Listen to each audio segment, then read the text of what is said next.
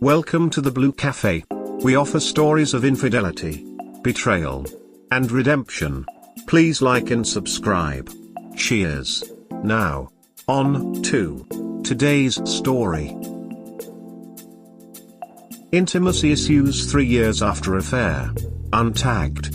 It is my wife and my wedding anniversary soon, and we're planning on going out of town, out to a decent restaurant and then spending the night at a hotel. Sounds really nice, but I've a load of anxiety about it. We don't spend a lot of time together as it is, and it's been even less lately, which means it feels like there's loads of pressure to have a good time. Added to that, we've not had sex in over a year, which my wife puts down to lack of opportunity, though when there has been opportunity she's not thought of it, and, honestly, I'm too scared of rejection at this point to approach her. I always had issues regarding sex and intimacy and feeling inadequate and unattractive. These have only gotten worse since my wife's affair 3 years ago. Her affair was with another woman and lasted for 3 months until I found out. We'd always seemed to have a big disconnect with regards to sex, but she put that down to her just not being a sexual person, and I was okay with that. But when I found out about her affair and how exciting the sexual side had been for her, it really knocked me.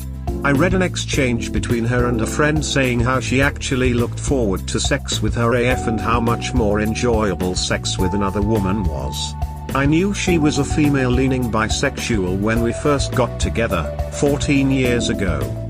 Fun side note, her friend told her to insist I allow her to continue the affair because that's what she'd done with her husband. Second side note, because I was to rant.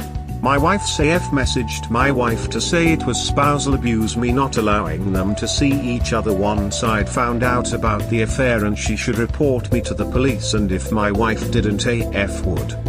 Anyway, my wife is also planning to get her hair cut soon to donate to a wig maker for children with cancer. Her hair is currently down to her butt and she's planning to go to a pixie cut. I was going to make a comment about taking some photographs of her naked except her hair covering her boobs and butt before she got it cut, but decided not to because I thought she'd tell me to duck off about it. I was pretty down about several different things outside of my marriage, and this imagined rejection just added to it all because it just builds on my thoughts of inadequacy, which then spiraled. My wife noticed I was depressed and asked what was wrong. I told her everything that was bothering me, including my photography ideas.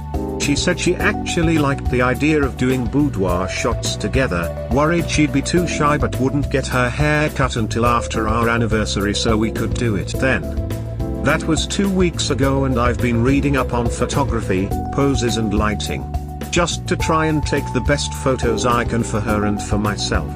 I'm enjoying the idea more and more and really looking forward to it.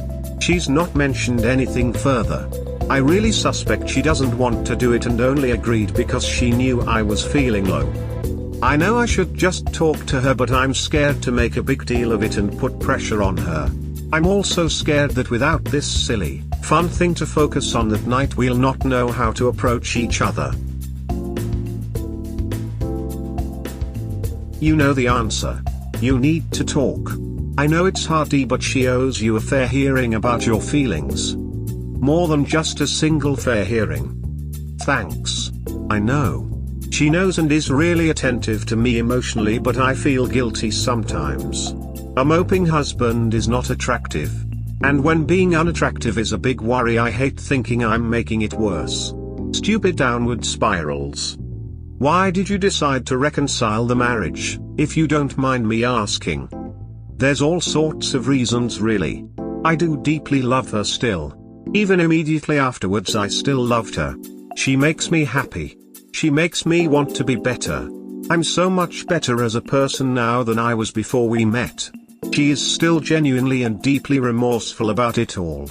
She did all of what I asked of her despite her AF being a ducking psychopath who needed people around her, C calling the police on me and Dad turning up on our doorstep, self-harming and saying the next cut would be her wrists if my wife didn't go out and see her.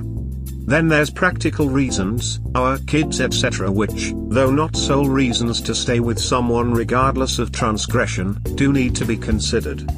And I had faith in us.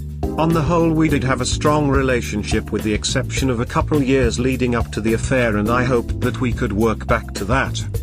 Finally, in a strange way, I sort of understood why it happened.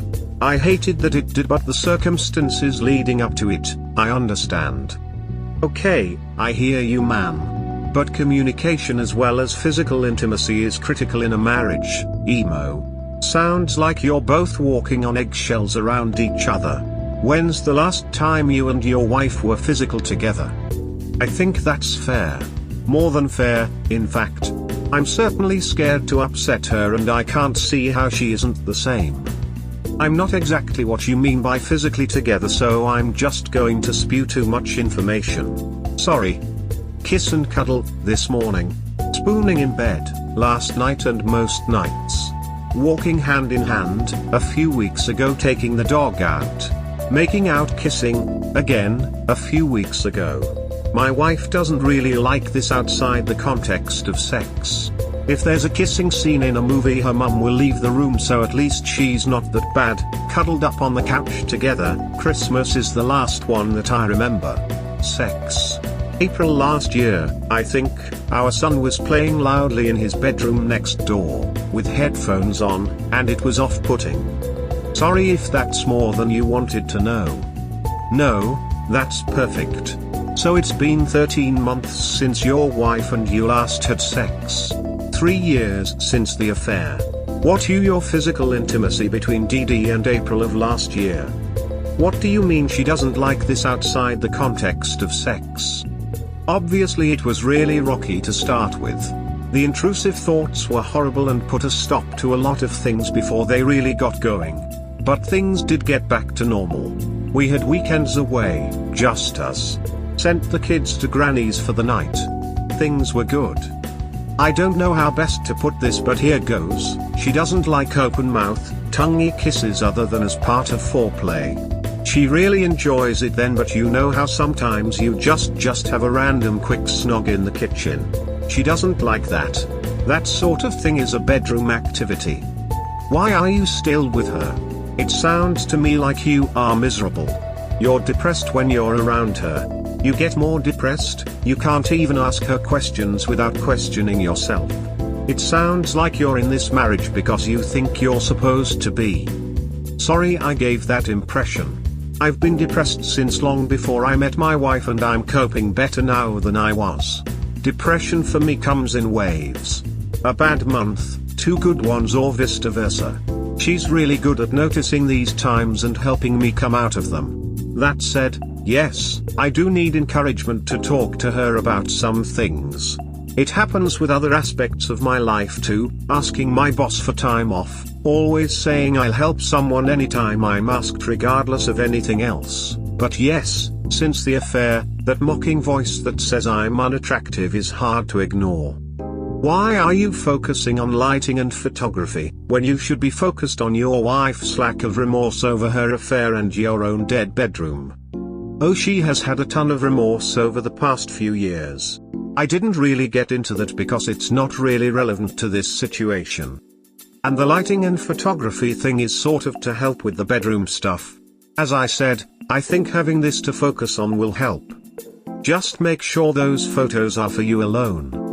You need to communicate with my friend. Have you done marriage counseling or individual counseling? If not, you may want to look into it. No. I know I really should get some therapy.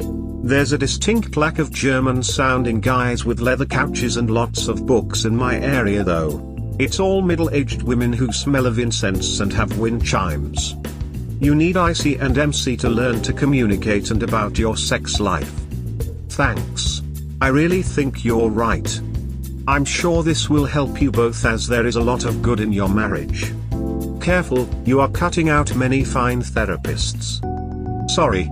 Yeah, I'm just leaning into a stereotype really. Though there is the initial, who would I be most comfortable with? I know there's far more to it than that, and dismissing someone solely on first impressions is daft. I don't know about this, if she's really moved on and all. Why doesn't she want to have sex? 1 year is a long time. Ask her that cause regardless of schedule or time. 1 year is a long time. It was very rarely more than once every 3 months. I think 6 was the longest, non-pregnancy dry spell. Her reasoning is she doesn't want to have sex when the kids are up, and, with lockdown restrictions, they've not been able to go to granny's. Yet she found plenty of time and opportunity during her affair. Her excuses are BS, man. I don't think he's catastrophizing one bit. Your posts make you sound miserable and your marriage miserable. Kissing, cuddling and hand-holding without sexual activity is for teenagers, not spouses. The idea that one can go 13 months without an opportunity for sex with a spouse is ridiculous, short of one spouse being in a coma or permanently maimed in a terrible accident. You must exhibit healthy behavior and relationships for your children. If you fail to do so, your mistakes will become their mistakes, and your legacy will be poorer for it. And their lives. You only get one life, man. Be miserable and depressed by choice, or start making true, tangible changes. It will be exciting if you do. First, to start cleaning up this mess, right yourself in your relationship with the man above. Second, prioritize the most vulnerable around you, your children. Build up your health, exercise regularly, and tend to their needs and be the father and leader they need. As for wifey, communicate clearly your new path, your needs and your desire that she cut out her BS and you put the marriage on a secure and loving foundation. Well, I did lose 2 fingers in a shark attack, so the maimed part is accurate. I think perhaps I was catastrophizing things myself. Seeing the responses like this have really made me focus on what is good.